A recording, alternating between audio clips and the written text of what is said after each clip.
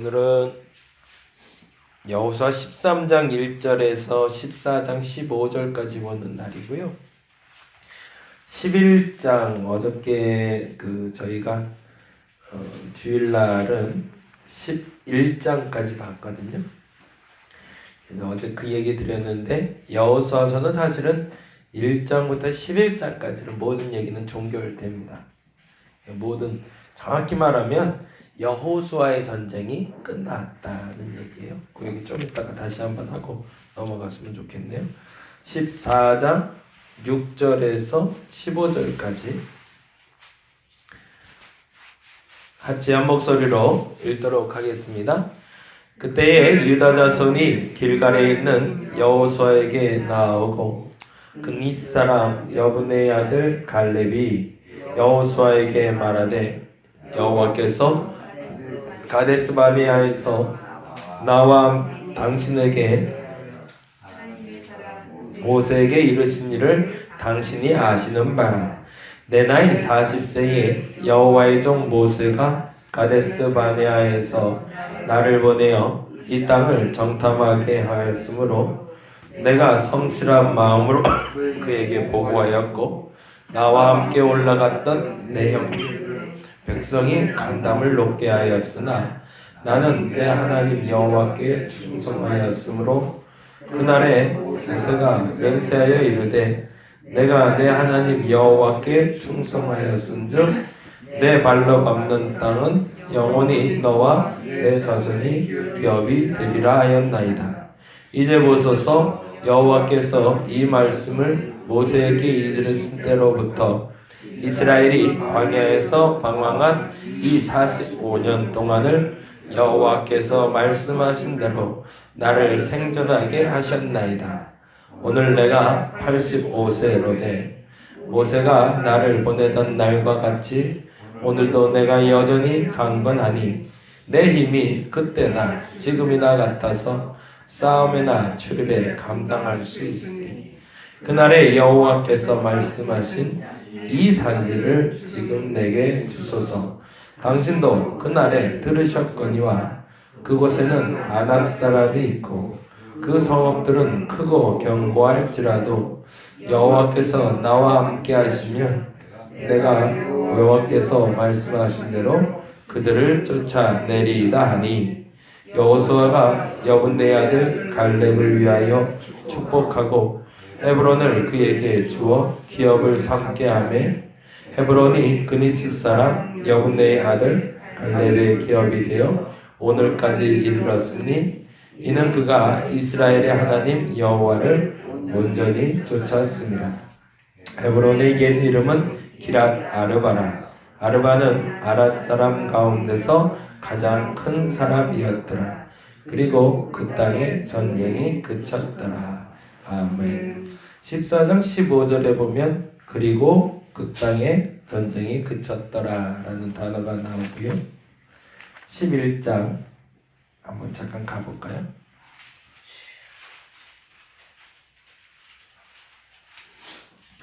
11장 23절 같이 한번 읽어봅니다.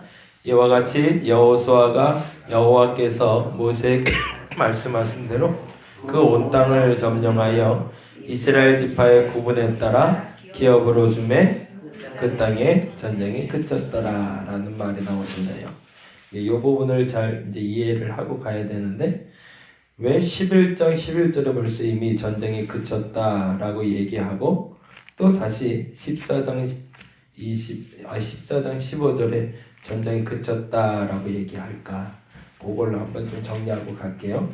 아까 말씀드린 것처럼 여호수아서는요 1장부터 11장까지가 일단락이 됩니다. 그리고요 일단락된 후에 12장부터는 땅을 분배하는 얘기가 나와요. 근데 이 얘기는 이렇게 보시면 훨씬 좋을 것 같은데요. 11장 16절부터 조금 한번 볼까요?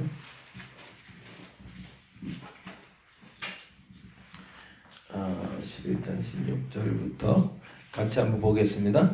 여호수아가 이같이 그 온 땅 곧 산지와 온 네겝과 고센 온 땅과 평지와 아라바와 이스라엘 산지의 평지를 점령하였으니 곧 세일로 올라가는 할락산에서부터 헤르몬산 아래 레바논 골짜기의 바알가까지라 그들의 왕들을 모두 잡아 쳐 죽였으며 18절 여호수아가 그 모든 왕들과 싸운 지가 오랜 동안이라 18절에 말씀하신 것처럼 오랜 동안이 가는데 이 기간이 한 6년에서 한 7년 정도가 됩니다.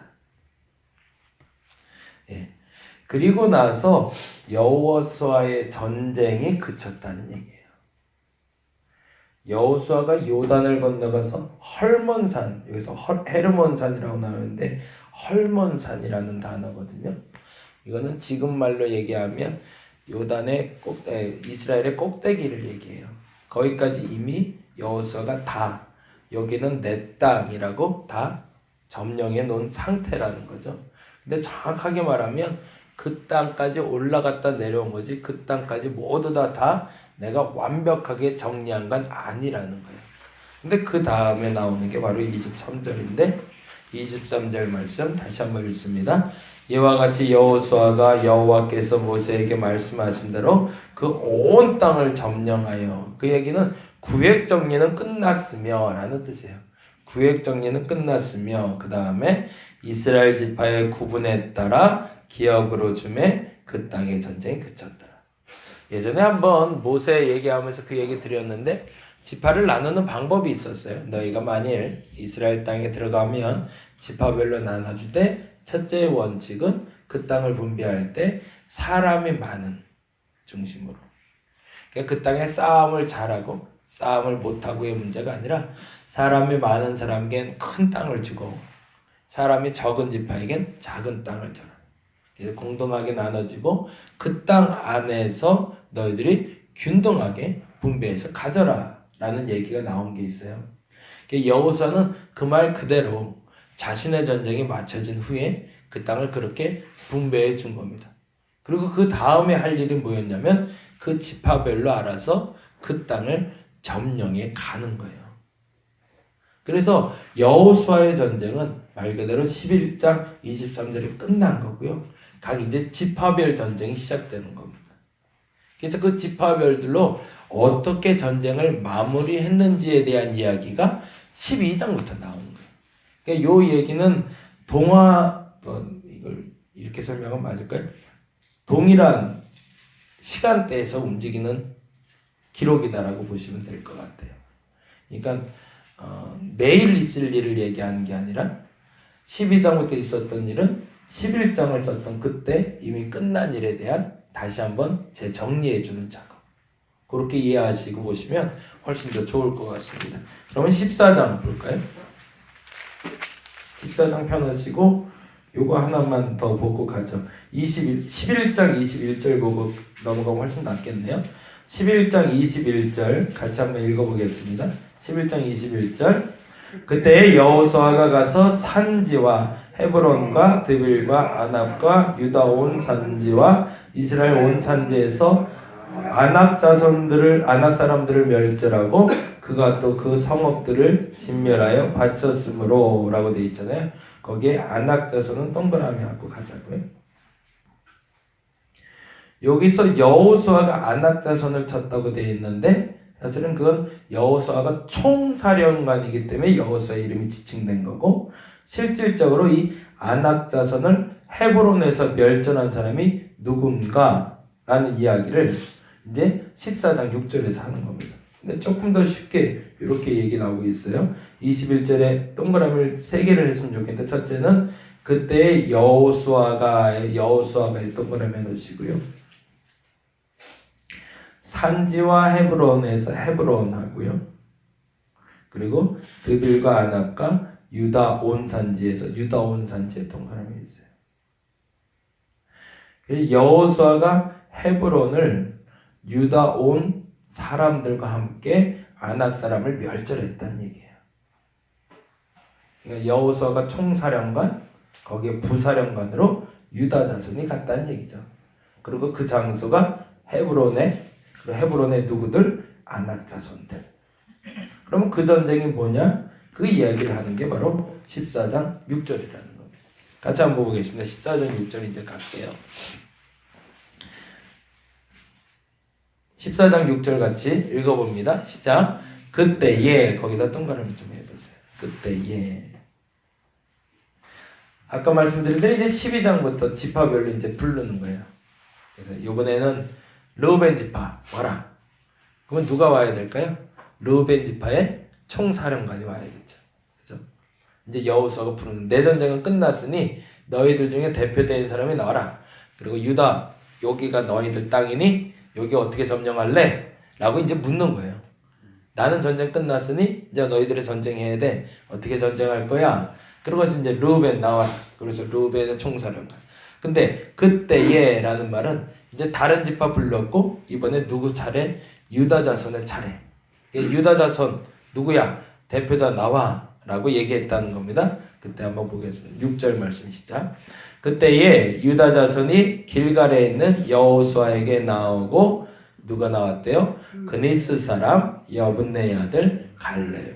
그니스의 동그라미 좀 해주시고요. 그니스는 이스라엘을 말하는 게 아닙니다. 잘 아시겠지만 그니스는 이방 족속이에요. 팔레스타인 족속입니다. 그러니까 갈렙이라는 사람 자체가 이스라엘 백성이 아니죠. 이방 사람이었다는 거예요. 근데 그가 자기가 밝힌 대로 나중에 밝혀지면 지금 85세. 그리고 그가 정탐꾼으로 갔던 때가 나이가 40세. 그러면은 그가 애굽에서 탈출할 때 나이가 39세라는 거예요. 계산으로 따지면. 그럼 30대 후반에 여호와의 영광이 임하는 걸 보고 이방 사람인데 자기 민족 버리고 이스라엘 백성들과 출애굽한 사람이라는 거죠. 근데 재미난 건 그 사람이 다른 지파도 아닌 유다 지파의 지도자가 되어 있다는 거예요. 그것도 참 독특한 일이에요. 우리가 알고 있는 유대인의 개념하고는 조금 다른 거죠. 우리가 알고 있는 유대인은 순수 혈통이라고 생각을 하는데 그게 아니더라는 거예요. 이들의 기준은 어디에 있는 거예요?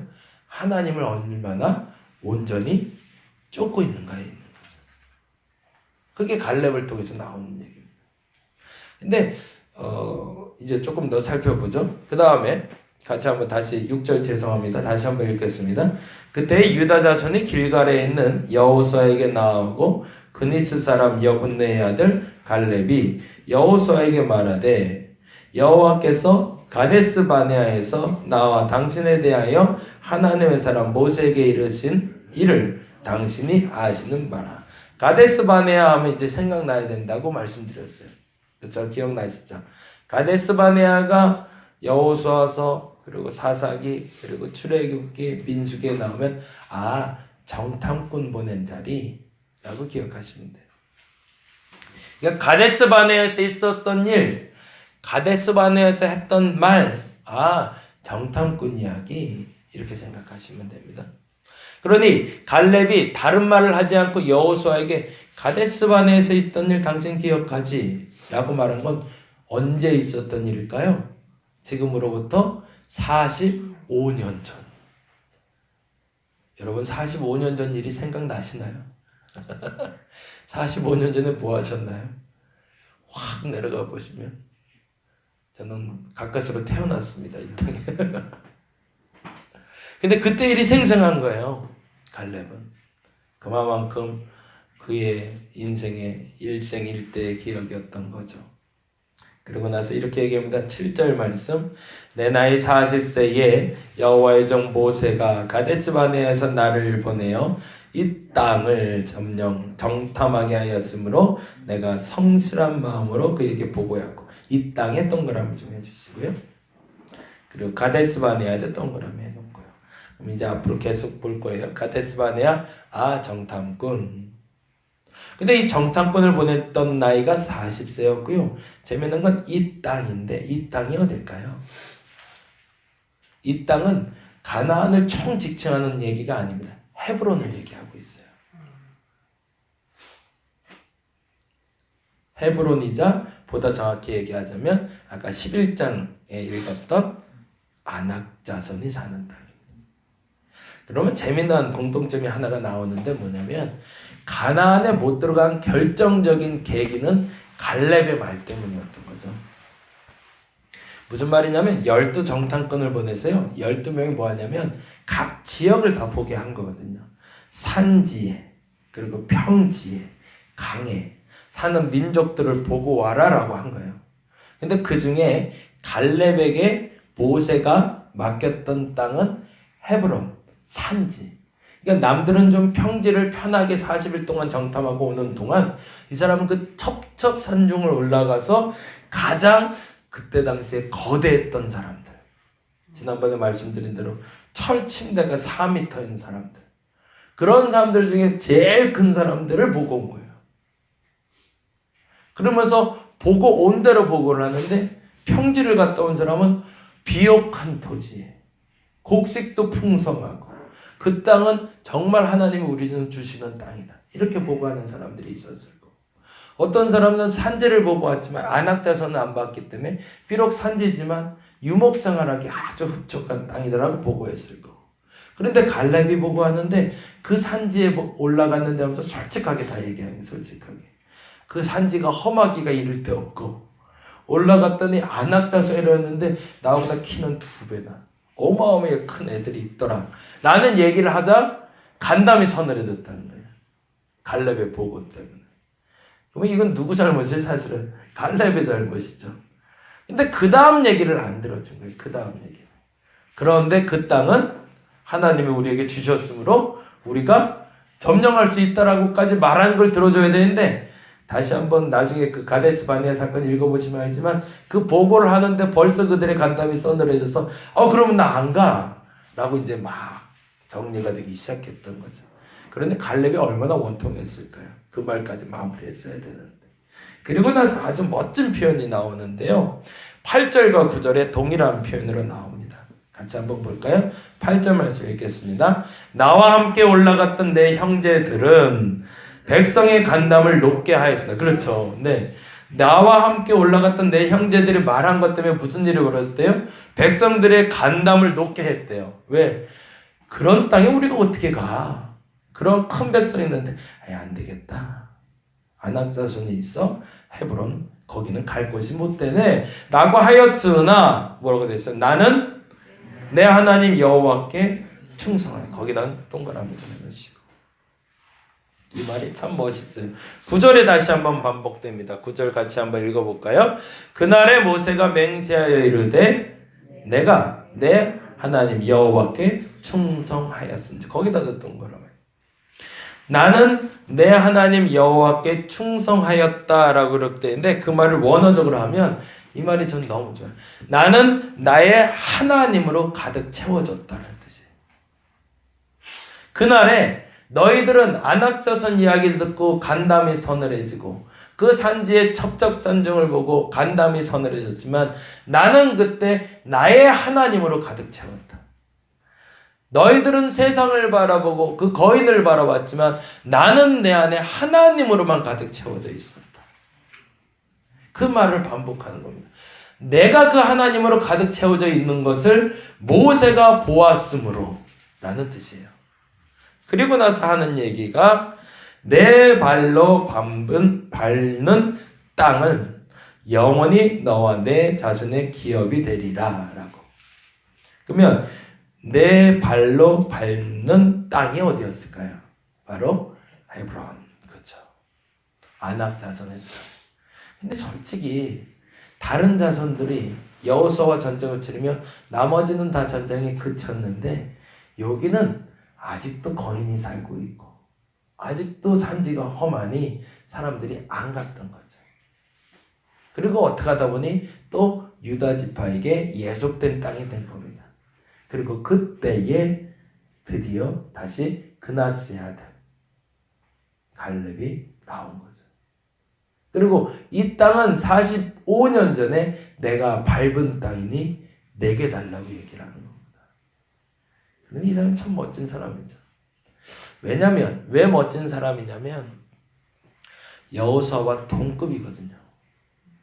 굳이 그렇게 어려운 전쟁 치를 필요 없거든요. 더 좋은 땅 달라고 할 수 있거든요. 그런데 그렇지 않은 겁니다. 하나님이 약속하시기를 내가 밟는 땅을 준다고 하셨으니까 내가 밟고 왔던 그 헤브론 땅, 그 산지, 그 땅이 내 것이 될 것이더라고 갈렙이 얘기하는 겁니다. 나중에 이 땅이 어떻게 되신지 아나요? 사사기 1장이 시작이 됩니다. 그리고 이 땅이 어디가 되냐면 이후에 솔로몬이 성지로 구별한, 다윗이 성지로 구별한 성 예루살렘 성입니다. 그리고 더 멋있는 건 갈렙은 그 산지를 점령한 후에 하나님께 바쳐요. 그리고 이 땅은 내 땅이 아니라 하나님의 땅이라고 선포하게 됩니다. 그래서 저는 여호수아도 멋있지만 이 갈렙이 너무 멋있는 사람이라고 봐요. 하나님이 첫 번째 약속하신 그 약속이 영원하다고 믿는 겁니다. 하나님이 여러분에게 첫 번째 한 약속은 영원합니다. 변한 적이 없어요. 변한 건 나일 뿐이죠. 남들 보기엔 첩첩산중, 저기 사람이 살 수 있을까?